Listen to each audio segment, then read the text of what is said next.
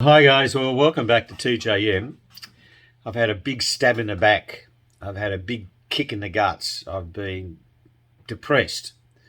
They've done the dirty on me. They've done a fairly low life act and they've pulled the sale on the Daimler Vanden Plas, so it's not happening. Yeah. There's 3 generations of family there, and one of the middle brothers have said that they've decided not to sell the car, even though I had a substantial deposit on it.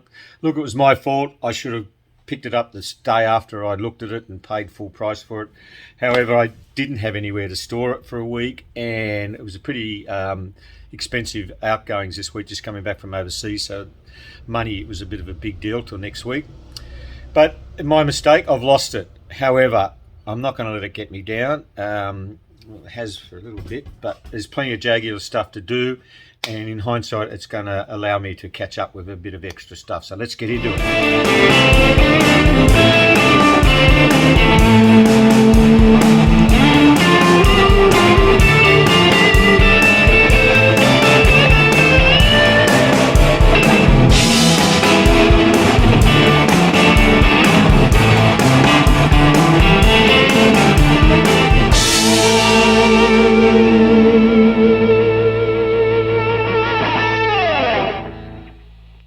We've got a stack to do in regards to Jaguar stuff, but this video is just a bit of an update what's going on. A few of you blokes would already know that I'm going to sell Mr. White. Yes, we're selling my beautiful white XJC 4.2.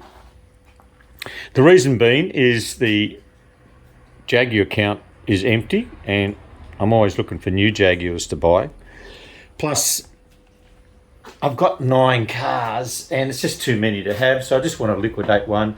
It was a big decision which one to go, but Mr. White I've had since 2006, so it's the one on the agenda that's going to be sold. So we're going to start it up. It's been sitting there for about 6 weeks. It hasn't moved, so I don't know if it's going to go and start, but let's see if we can start it, get it out, give it a clean, and just do a few little fix it up, a few little gremlin things that need to be fixed up. First of all, let's see if it starts. It should start all right. It will need a little bit of cranking a bit, but it should start all right.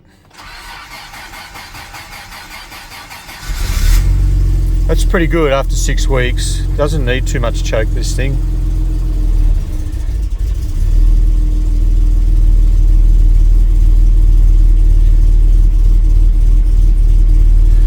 Okay. Take her outside.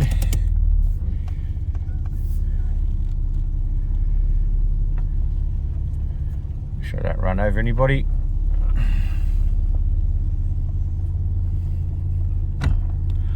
Oh, she's dusty. Okay. Here's a couple of little gremlins I have to fix. I've disconnected a wire somewhere on those gauges. If you look at my indicators, and it's something to do with the flasher unit, that flasher light is staying on. This one flashes when that one's on the right hand side, and guys, they're not on the wrong wires or valves because it used to work okay. So I got the right flasher on, but I got a left flasher blinking. I put a left flasher on and I've still got the left flasher blinking, and the right one doesn't work. I'm pretty sure it's the flasher unit, but they're not an easy flasher unit to get. They're a bit tricky, these ones. Another job I want to tidy up today is this central window switch gear. It's been like this since I've owned it. It's the vinyl starting to peel off, which that can be fixed up a lot, but she's got all these obsolete buttons on it. That would have been for the original electrical aerial that's been put into it. That was for the locking switch that's disconnected, and that was from front and rear speakers, which is also obsolete. So we're going to get rid of this and put a tidier little plate in it with some clean switches. And another thing that someone's done here is they've swapped these around, so maybe convenience sake, these are meant to be for the back windows, but now they operate the front windows and vice versa. So we're going to put them back around the right way, the way they came from the factory. So we'll get stuck into that. Over the years, I've collected quite a few of these Series 2 switches from Rex. They're always pretty handy to have. Not all of them are going to work, but once you clean them up, they'll be fine. Like, you can pull them apart and clean them. It's just a little bit tricky with the bits and pieces when you put it back together to make sure it goes in right, but you can certainly pull them apart and clean those contacts. To clean these, I'm just going to use a little bit of fine emery paper, and you can put it down the little hole there where the contacts join together, so when they're pressed tight you can put that in there and pull tight, and that'll just clean those contacts a little bit. Or you can use a little bit of methylated spirits and a cotton bud. I think this way it's going to clean them up a little bit more tidier. And then I'll use a little bit of electrical cleaner and just spray them in there. Just give a bit of a clean in there.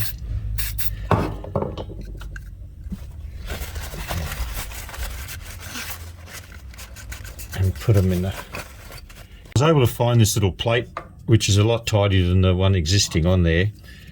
It's only got one little hole in there. I don't know if we can put something in there to make it look a little bit better, but in the time being we'll just put all these in so they're ready to install. My 4 new switches ready to go in, but I'm going to do one at a time because there's quite a few wires that hang off these things, and I don't want to get them mixed up because they're a little bit confusing. However, if I do mix them up, I've always got Bradley's book to help me guide through the correct fashion. Another thing, see that little screw there, that bugs me. There's one of the lugs missing, so that's being held in. So we'll get rid of that. The switches do come out reasonably easy. You just apply them on one side and it lifts out the just come out pretty easy. It's just little lugs that hold that in there. There's a multitude of wires in here. Now that one here that is joined together, that will be the lock switch, which is broken, so it's just been shorted together so it stays and works. Pull one off at a time and plug them into the new switch. And plug them into the same positions they're in. And we'll just turn the ignition on, just make sure we'll try them one at a time. Yeah, so that's going up and down on my driver's window, so that's one done. All complete and all windows working, except for the central locking switch, because that's not the right one. I might have one, but I don't think the central locking works particularly well on these cars anyway, and because they're only 2-door, you can reach across and lock it anyway. It's not really necessary. The viscous coupling on the fan is on its way out. It was squawking a bit when you spin it. She's still tight, but I think she's seizing up, and she was a real bitch to get out. The 9/16 nut at the front of the viscous coupling that you need to get your hand in behind there or take the fan off. But in the same time, I've had to take the top shroud off the radiator because I put the ram flow pods on a few years back. The old intake is obsolete, so I picked up a Series 3 one a few years back. I've never put it in, and it doesn't have the snorkel for the intake, so we're going to put that on there, but I'll still keep the old snorkel and shroud in the event that someone wants to bring it back to original. This will give me also a little bit more room to change that fan belt, because that one's looking pretty sad. It's only a little bit of white on the outside there, but I might as well change it while we're here.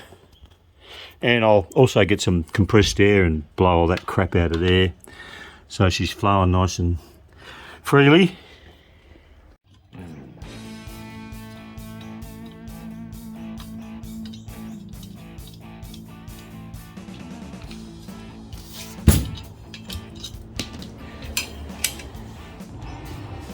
Well,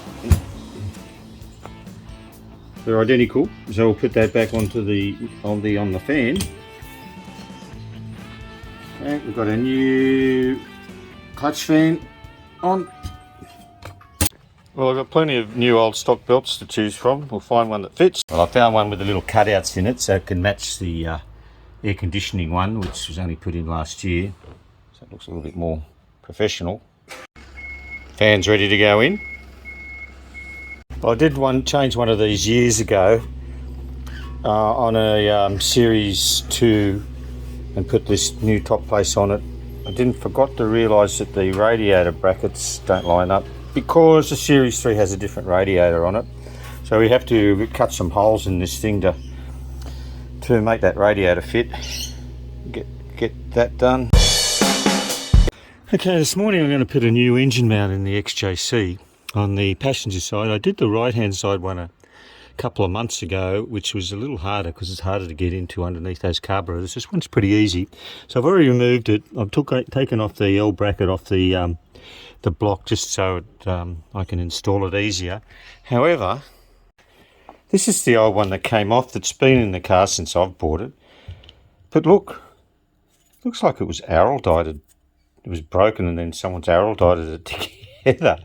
So it's held for a while. So here's a new one. It's a new old stock one that I've had in the Boxo parts for many years. It looks okay. It's not shiny, but it's new. It's never been used, so we'll get that installed.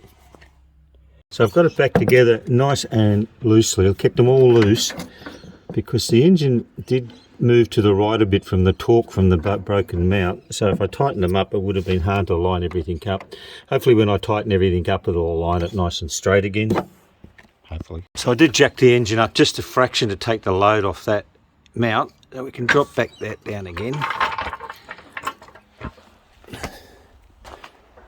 I've tightened up the L bracket so I can just bolt up now the mount brackets and we're done, hopefully. All done, and that was one of my easier jobs for the day. Well, we're almost sorted with the XJC. We've got most of the little niggly things fixed up, but there's still a few to go, and they're the ones that I really can't do, or probably can, but I don't have the time.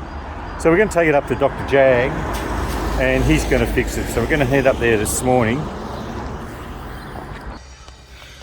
Started to develop a little bit of noise in this right hand wheel, and she's got a tied wheel bearing, so we're going to put new wheel bearings on the back wheels, rear wheel bearings. And I don't know how this ever happened, but I've lost I think I've lost a pad in a handbrake, so we'll have to look at that too. So a couple of things finishing, and I still haven't done my window switches yet. I can't get the back ones to work. I've mucked up the wiring. According to my book, Bradley, they're all linked up the correct way, but I'm not much of an auto elec.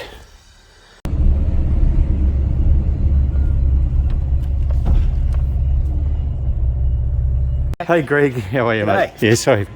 So here she is. Yep. We need a wheel bearing on this side. I've got wheel bearings in the car if you want them, or you can use your own.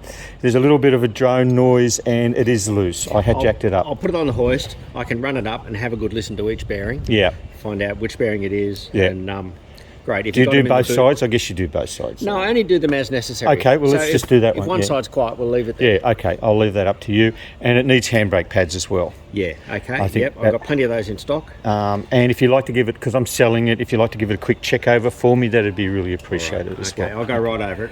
Make sure it's as good underneath as it is on the outside. Yeah. It looks really good. Yeah, thanks, Greg. I love it. I don't really want to sell it, but I've just, as you said, 30's the limit. Yeah, so. You got a few too many cars, don't you? All right, mate, I'll let you go because you're busy and I appreciate it, and we'll catch you next week. Okay. See you, Greg. Cheers. Okay, this morning we've just pulled Adelaide, my 6-litre XJC out. We're going to take it up to Dr. Jag this morning and pick up Mr. White on the way. Adelaide needs a little bit of air conditioning work. It's got a leak from the compressor.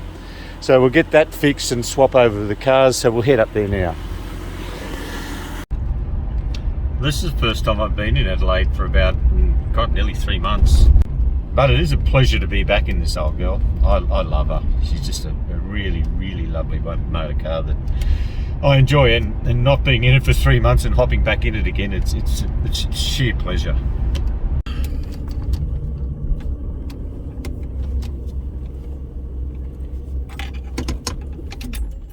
Got.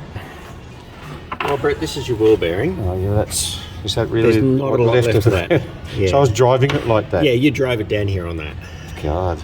Yeah, so it's a mess. I'll get you rag soon. You're all right. This is your uni joint. It's all chewed out there. Oh yeah. Your because it's a bit hard to see. Yeah, Try and get the light in the there. needles. But that's just paste in there now. All the needles had gone. Yeah, that's right. I wouldn't have got too far with that thing, would I? No, and the needles are gone in that one as well. There's little broken needles in there. It's ridiculous. So the wheel was wobbling because as this rotated around and tried to be an upper control arm, Yeah. the length was changing, so the wheel was shaking as well as the bearing was knackered. So it wasn't really the bearing that was making the wheel loose. You need a press to put those in?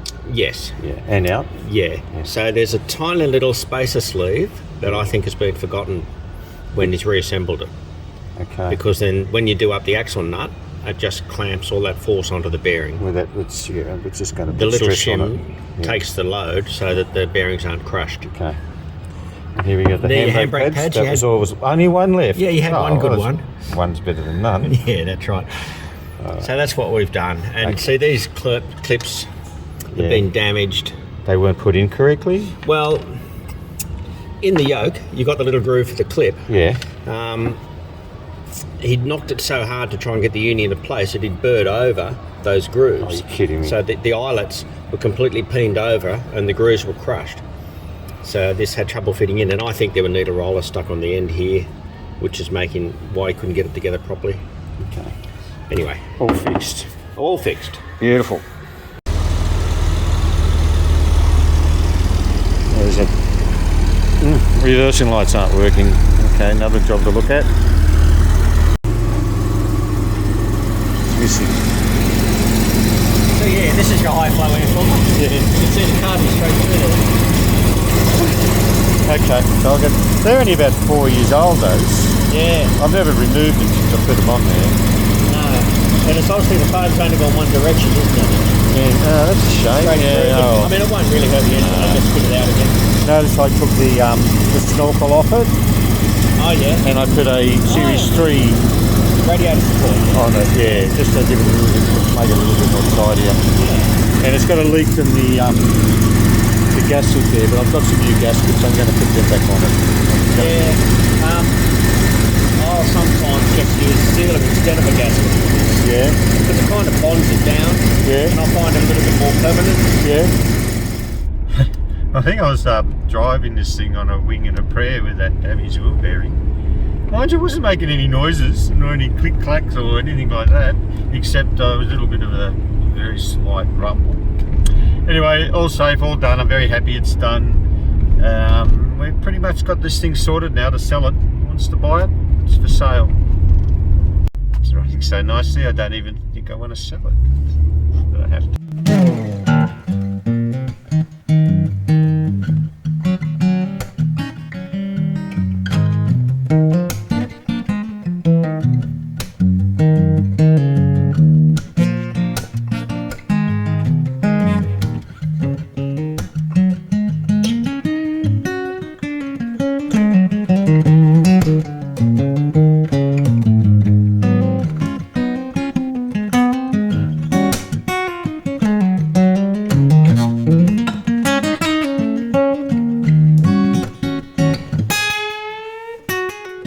Morning, we've got Adelaide out, my 6 litre XJC, and we're going to take it up to Dr.